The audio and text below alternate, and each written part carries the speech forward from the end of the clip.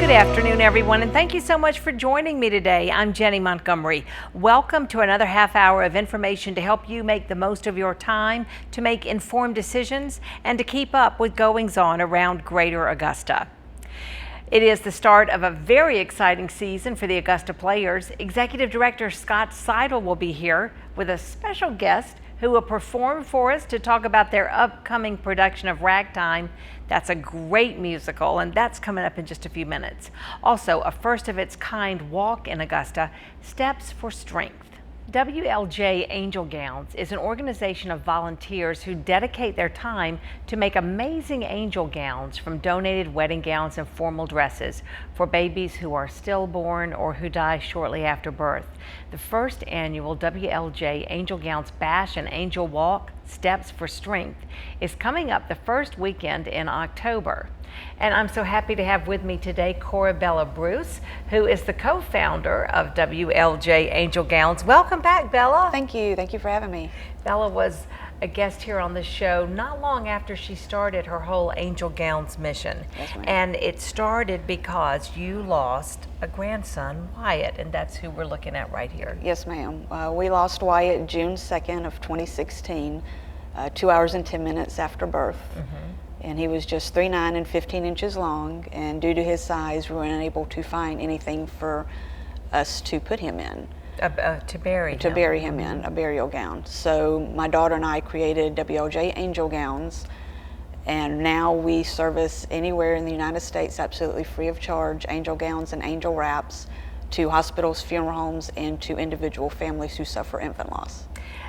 Bella, this is one of the great examples of when someone takes a real tragedy in their life but turns it into the greater good. Right. You probably hadn't thought much about this whole issue of how to bury a baby that didn't come to term until you experienced it yourself. Correct. I was very fortunate to have two healthy children, so infant loss never crossed my mind. You know, and then when we were diagnosed at 20 weeks, excuse me, with Wyatt having a fatal diagnosis, then reality hit home that we were not going to be able to bring him home. So we had to find something for him. So that is heartbreaking in itself. Your daughter knew that she would be delivering the baby who wasn't going to live. Correct. They did not give us any indication that he would survive at all. So, you know, we took what time we had, and we had 2 hours and 10 minutes with him. So we were very blessed with that. You know, a lot of times you see maybe in your church bulletin or in a service group that you're a part of where there's going to be a donation drive where you can take prom dresses or wedding gowns or those sort of formal attire to a place, and oftentimes it is for your volunteers.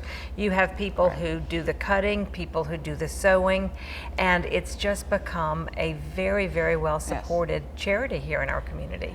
We are very blessed with the community support. All of my volunteers are awesome. They're greatly, greatly appreciated. They help us out so much.